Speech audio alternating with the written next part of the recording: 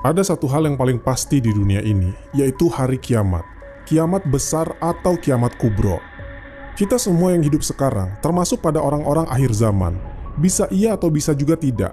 Kita yang sekarang hidup ini akan mengalami hari di mana bumi akan mengalami kerusakan terparah, yaitu kiamat besar. Hari yang menjadi akhir dari segala yang hidup. Hari yang paling menakutkan sepanjang sejarah manusia. Pada hari itu terjadi kerusakan menyeluruh pada bumi dan alam semesta. Maka bila misalnya ada orang-orang yang berhasil tinggal dan hidup di planet Mars pada saat itu, mereka juga akan musnah. Kiamat tak hanya diyakini oleh orang-orang yang beragama. Ilmuwan-ilmuwan dari golongan ateis pun meyakini bahwa suatu hari nanti bumi dan seluruh alam semesta akan hancur berkeping-keping.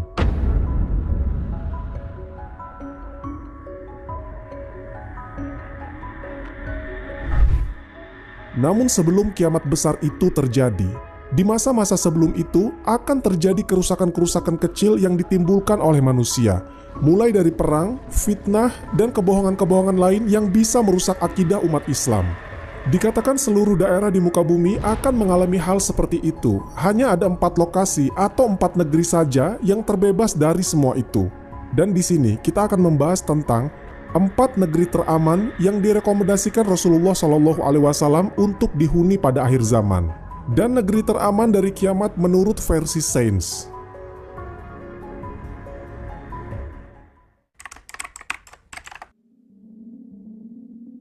Mekah atau secara resmi bernama Makkah Al-Mukarramah adalah sebuah kota yang mulia dan menjadi satu kota suci umat Islam. Tempat lahirnya Nabi Muhammad SAW ini memiliki luas 1.200 km persegi. Dengan populasi terakhir yang tercatat pada tahun 2023, penduduknya berjumlah 2.150.000 jiwa. Mekah menjadi sebuah kota tersibuk, karena jutaan orang dari seluruh dunia selalu mengunjungi tempat ini setiap waktunya, baik dalam momen umroh ataupun haji. Kota ini menjadi salah satu kota yang direkomendasikan Rasulullah SAW sebagai tempat teraman ketika dunia diambang kiamat. Sebagaimana dengan sabda Nabi SAW, tiada suatu negeri pun melainkan akan diinjak oleh Dajjal, kecuali hanya Mekah dan Madinah yang tidak. Tiada suatu lorong pun dari lorong-lorong Mekah dan Madinah itu, melainkan di situ ada para malaikat yang berbaris rapat untuk melindunginya. Kemudian Dajjal itu turunlah di suatu tanah yang berpasir. Lalu kota Madinah bergoncanglah sebanyak 3 goncangan. Dan dari goncangan-goncangan itu, Allah Subhanahu wa Ta'ala akan mengeluarkan setiap orang kafir dan munafik. Hadis riwayat Muslim.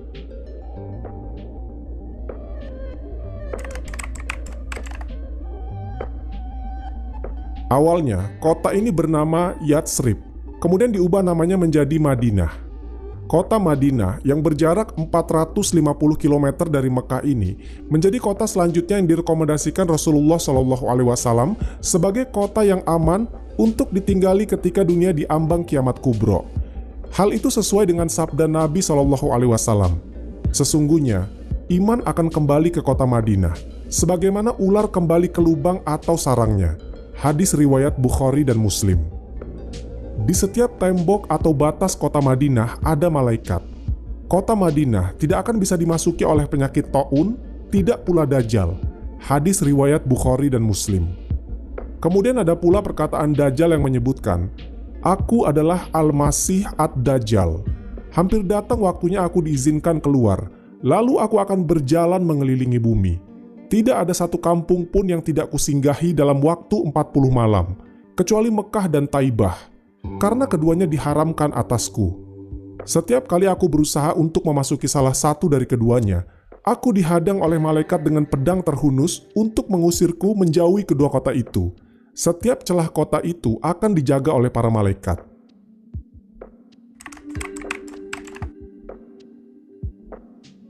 Allah Subhanahu wa Ta'ala juga melebihkan negeri Yaman dibanding negeri-negeri lainnya setelah Mekah dan Madinah.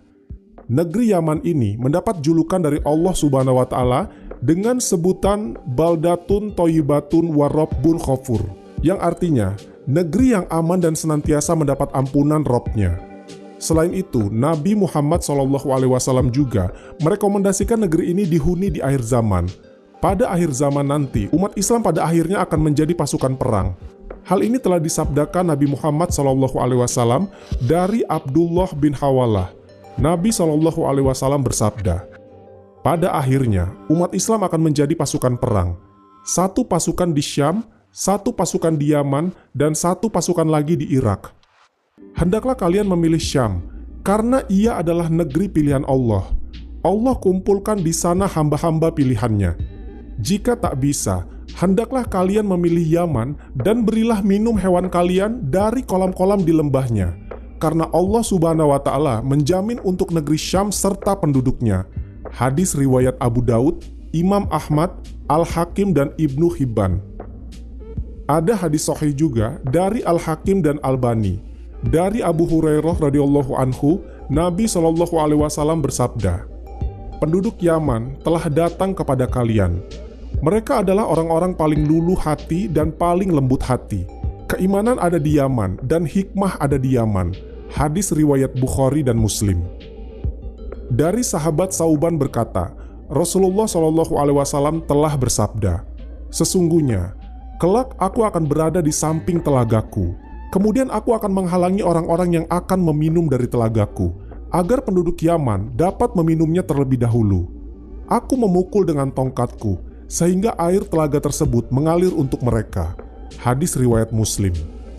Dari Ibnu Umar, beliau menyebutkan, Nabi SAW pernah berdoa, ya Allah, berkatilah kami pada Syam dan pada Yaman. Hadis riwayat Bukhari. Lantas, adakah doa yang lebih mustajab dibanding doa Nabi?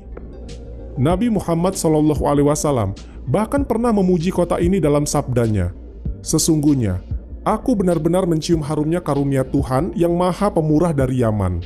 Berapa banyak mata air kemurahan dan hikmah yang terpancar dari sana. Allah Subhanahu wa Ta'ala juga berfirman dalam Al-Quran, surat Al-Ma'idah ayat ke-54 yang artinya, hai orang-orang beriman, barang siapa di antara kamu yang murtad dari agamanya, maka kelak Allah akan mendatangkan suatu kaum yang Allah mencintai mereka dan mereka pun mencintainya. Yang bersikap lemah lembut terhadap orang yang mukmin, yang bersikap keras terhadap orang-orang kafir, yang berjihad di jalan Allah Subhanahu wa Ta'ala, dan yang tidak takut kepada celaan orang yang suka mencela. Itulah karunia Allah, diberikan kepadanya, kepada siapa yang dikehendakinya, dan Allah maha luas pemberiannya, lagi maha mengetahui. Al-Quran, surat Al-Ma'idah, ayat ke-54. Pendapat dari ahli tafsir, sebagian menyatakan bahwa kaum yang disebutkan di atas adalah kaum Ansor. Namun pendapat yang lebih kuat mengenai identitas kaum yang disinggung dalam ayat di atas, sebagaimana dijelaskan oleh Imam Al-Qurtubi dalam tafsirnya, adalah penduduk negeri Yaman. Kaumnya sahabat Abu Musa Al-Asy'ari radhiyallahu anhu. Turunnya ayat ini, kata Imam Al-Qurtubi, berkenaan dengan kabilah yang bernama Al-Asy'ari. Dalam riwayat disebutkan, setelah ayat ini turun, beberapa rombongan kapal dari kabilah Al-Asy'ari dan kabilah-kabilah lainnya dari negeri Yaman datang melalui jalur laut. Mereka adalah kaum muslimin yang tertindas di negerinya pada masa Rasulullah SAW masih hidup. Merekalah yang berjasa dalam penaklukan negeri Irak melalui perang Al-Qadisiyah pada masa kekhalifahan Umar radhiyallahu anhu.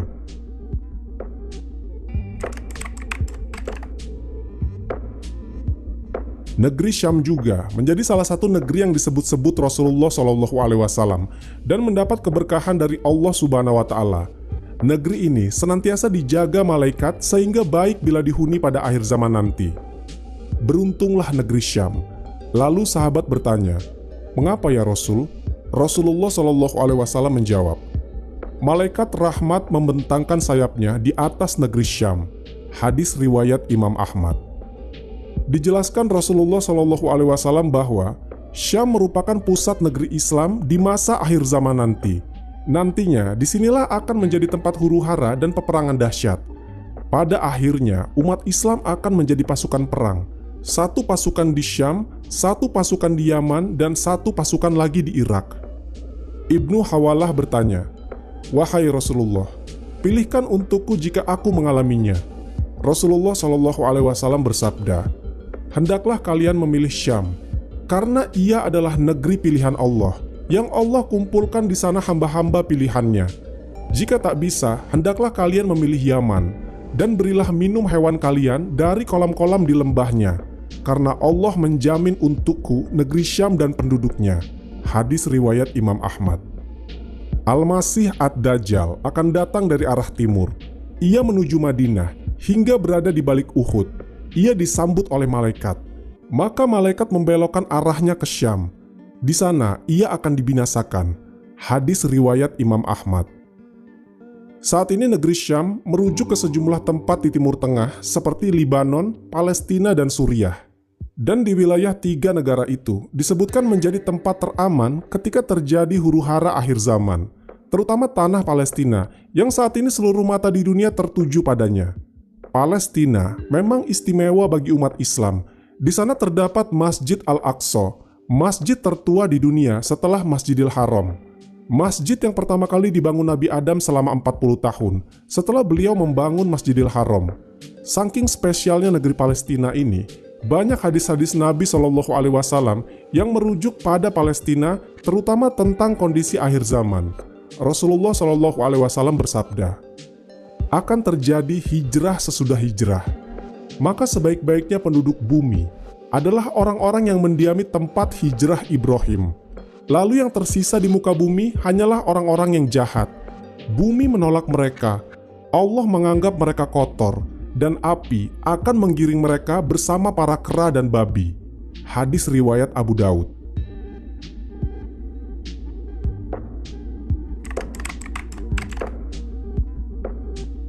Beberapa ilmuwan menanggapi tentang masalah huru-hara kiamat ini. Namun mereka memandang dari sudut keamanan akan bencana alam yang terjadi. Setidaknya ada 2 tempat yang mereka anggap sebagai tempat yang mungkin saja aman ketika dunia diambang kiamat. Yang pertama, daerah Bolivian Altiplano, Amerika Selatan. Di saat perubahan iklim ekstrim terjadi sehingga membuat naiknya permukaan laut, tempat ini jadi salah satu yang terbaik. Sebuah dataran tinggi yang kemungkinan tidak akan pernah terkena banjir. Walaupun ada gunung Himalaya, Bolivia Altiplano terasa lebih bersahabat untuk dijangkau. Sebuah tempat indah yang membuatmu bisa bertahan hidup dengan banyak sumber air dan makanan yang tersedia. Dan mungkin saja, makanan terakhir yang bisa kamu nikmati mungkin hanyalah daging flamingo. Kemudian tempat teraman menurut sains yang kedua ada di daerah Lesotho, Afrika Selatan. Negara kecil di Afrika Selatan ini merupakan salah satu tempat paling aman di dunia. Lesotho adalah satu-satunya negara merdeka yang seluruh bagiannya terletak di atas ketinggian 1000 meter. Spesialnya lagi, kawasan Lesotho memiliki sedikit garis patahan dan segelintir gunung berapi, yang bisa diasumsikan bahwa tempat ini akan terhindar dari banjir dan juga terhindar dari gempa bumi. Namun tentu saja, kedua tempat ini adalah bagian dari pendapat para ilmuwan yang mereka mengambil sudut pandang keamanan dari bencana alam besar yang akan terjadi di hari kiamat. Wallahu a'lam bishawab. Semoga kisah ini bermanfaat. Lebih dan kurangnya mohon dimaafkan. Yang benar datangnya dari Allah Subhanahu wa Ta'ala, khilaf atau keliru itu datangnya dari saya pribadi sebagai manusia biasa. Sampai ketemu di kisah-kisah seru yang penuh makna selanjutnya. Saya akhiri. Wassalamualaikum warahmatullahi wabarakatuh.